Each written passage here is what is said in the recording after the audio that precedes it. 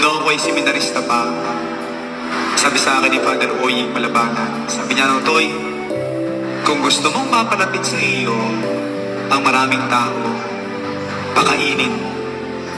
Sabi, totoo nga naman kahit man sa inyong eskwelahan, sino yung lagi mong kasama? Sino yung iyong kabarkada? Sino yung kaibigan? Yung dati mong, yung kaibigan mo, ay yung lagi mong inililibre. Pag-recess. Kaya lagi mong kasama, kasi lagi kayo magkasama sa pagkain. Pag hindi ikaw manlilibre, ay siyang lilibre mo. Di ba ganoon? At kapag napakain mo ng konti yan, bumabait, lumalapit yung loob.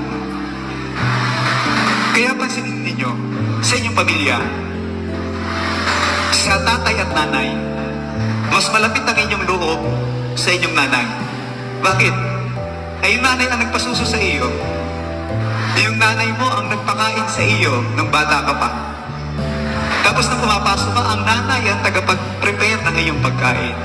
Sa bahay ang nagpapakain ng nanay. Kaya naman, hindi nakakapagtaka na malapit ang loob mo kung sino ang nagpapakain sa iyo. Kaya pala, tayo ay malapit ang loob natin sa Diyos.